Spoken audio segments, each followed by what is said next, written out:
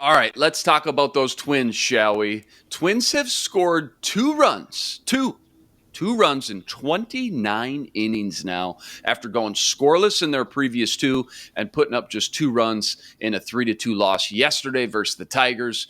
Twins have now lost 3 straight and 4 of their last 5. They blow a lead late after Rocco pulls Chris Archer through 5 innings, plugs in Johan Duran for the 6th and 7th. He mowed down the Tigers 1 through 6 batters, but then in the 8th, Emilio Pagan gives up a 2-run bomb, gives the Tigers the go-ahead lead late, and Twins give another one away. Buxton goes 1 for 3, but still just in a funk overall. Twins hitters 3 through 6 go 0 for 13. Reggie, this is how I know things are bad. Even Luis Arraez went 0 for 5 yesterday. It's Yikes. easy to call out Pagan for giving up the lead late, but these bats are just not doing anyone favors as of late. No, they're not, and I'm really struggling to figure out what's going on with these guys. Like, the bats were supposed to be the strength of this team. I feel like if you go back and you look at all of the Superior Sports talk shows over the last 2 months, the amount of times that we say the bats are supposed to be the strength of this team, probably like almost every show, I feel like. But like, even like you say, you're talking Luis Arraez, he's even going cold yesterday. Like, it's really kind of weird. They're in this weird, the ebb and flows of the baseball season sometimes bring about these type of things. And, what's interesting is even with the slumps, lost 7 of the last 10, like, they're still like firmly in first place right now, which is just kind of incredible, but also a testament to what they've built over these first couple months of the season. But I think it's questionable when you look at Chris Archer. Pitched 5 innings. He hadn't gone longer than 4 1/3 this season. He pitches 5 innings, 57 pitches. That's it. Yanked. Out you go. Out Man. you go. I think maybe they should have let him pitch a little bit longer into the game. But that's been a topic of conversation about Rocco and his pitching staff all season, I feel like.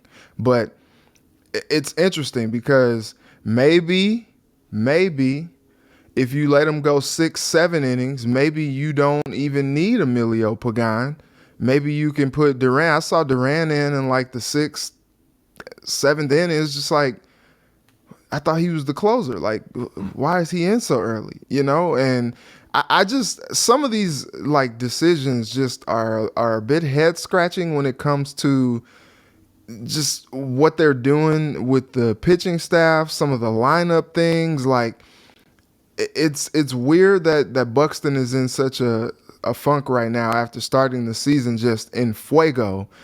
And it's just weird that some of these bats that you really thought that you could count on are just not producing in the way that you want to see them do it. That being said, though, if you have a lead, you would hope that the bullpen could hold on to that lead. But everything that we've seen from the bullpen this year kind of leaves you to believe, like, man, it's always going to be tight clenched cheeks when you see the bullpen come in and try to hold a lead because they've blown it so many times before this season.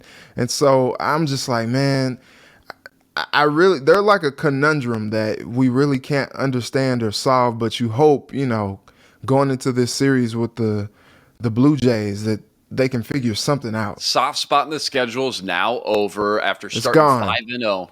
They go 3-7. They just go 8-7 over these last 15 games with the Royals and Tigers. It's a double whammy too, because not only are you losing games you should be winning, but you're leaving the door open, helping your division rivals win games at the same time.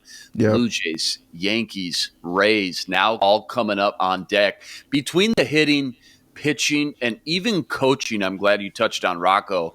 What needs to change and spark back to life over this next stretch? And what are you realistically hoping for over these next 3 series from a win standpoint? I mean, I think if you can just split and go 500, I'm taking that money and running. That's a win for how this team is playing so far. Again, pitching takes a lot of heat, but let's look at the scores the last few. Give up 3 runs. All right. Give up 5 runs, 4 runs, 2 runs.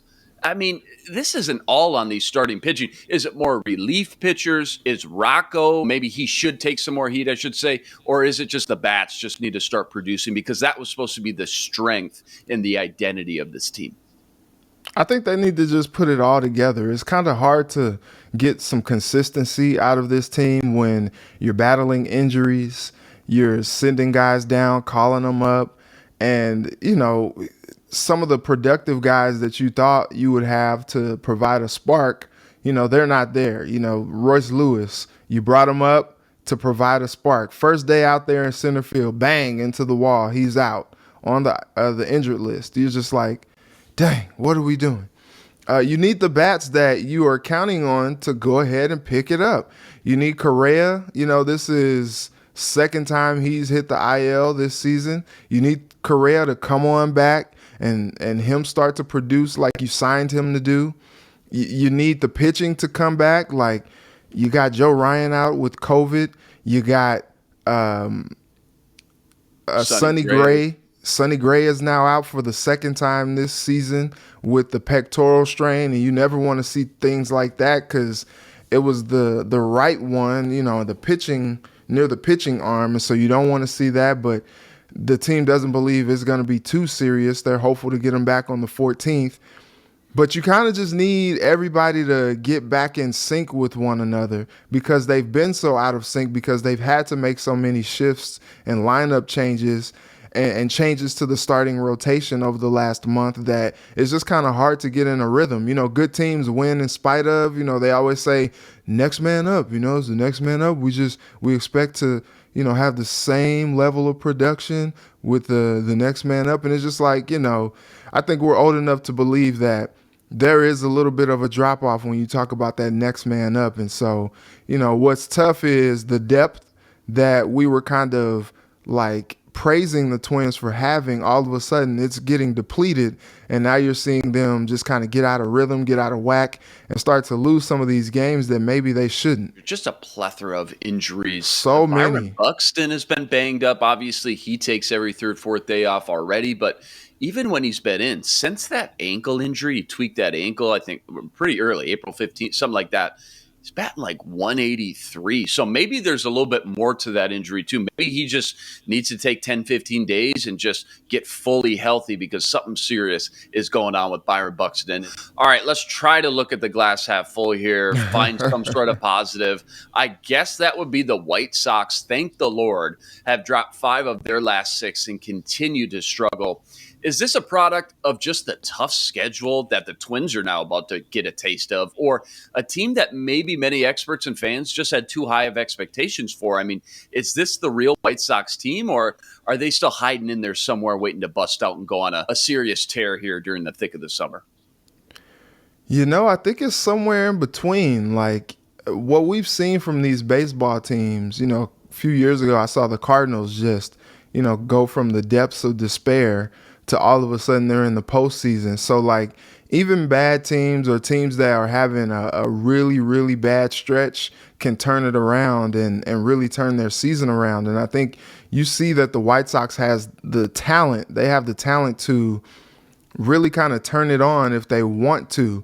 It's just a matter of, if they can just put it all together. It's kind of head-scratching, kind of weird to see the White Sox just kind of struggle like this, because you were expecting them to kind of be the class of the division.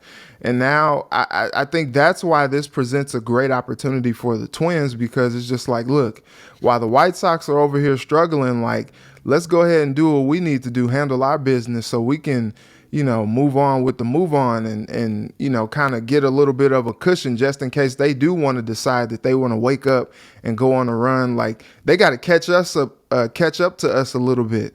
And so I think this is a critical stretch for the Twins going up against these teams because, the White Sox, they struggled against those same teams that they are about to play.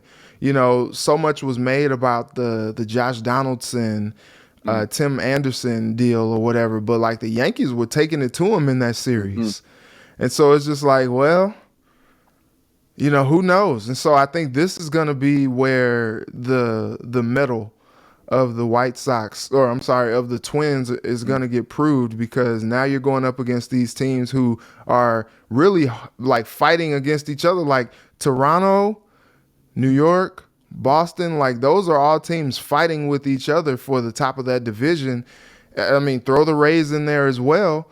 And now, you're talking about whoever is maybe out of that, still trying to contend for some wild card spots. So, like, these are teams that are trying to get after it as well to keep pace with the other teams in their division. So they can't be, bothered by these teams outside of the division. So they're going to want to take care of business when teams like the Twins come to town. So I think you expect them to really give them your best shot, and the Twins got to be ready for it. Yeah, that AL East is just absolutely stacked, man. Twins start the tough stretch today in Toronto versus the Blue Jays in the first of three. First pitch, 6:07 p.m.